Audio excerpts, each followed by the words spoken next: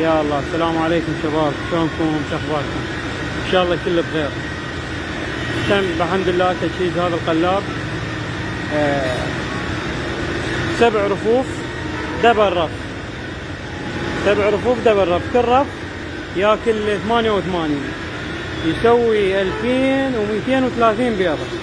1230 بيضة، اي 1230 بيضة. طبعا هذا النظام مالته رتبنا له جو نظام مجبات، خاف يريد يسوي، وان شاء الله هذا النظام النرمادة فالشي مرتب. نظام النرمادة شي راقة، هذا سلس جدا، سلس يعني بشكل سهولة، يعني مرن بشكل. طبعا هذا الجير بوكس مالته 120 كيلو، جير بوكس 120 كيلو. هالشكل هذا صار الشغل مالته. سوينا له هاي فيشه على مود سهولة الاخراج مالته والدخول داخل المفقس. هالشكل هذا صار اعزائي الشغل مالته.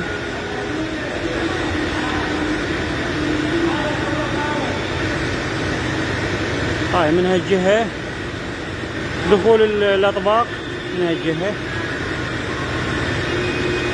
سلايد، طبعا الاطباق سلايد. هاي من يوقف عدل سلايد يظل الاطباق مالته، والصناديق هم ايضا سلايد. زاوية 45 مضبوط من اليم ما بي.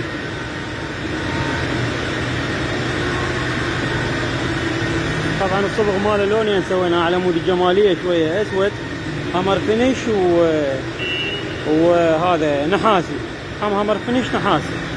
هذا هم حراري وهم ضد الرطوبة.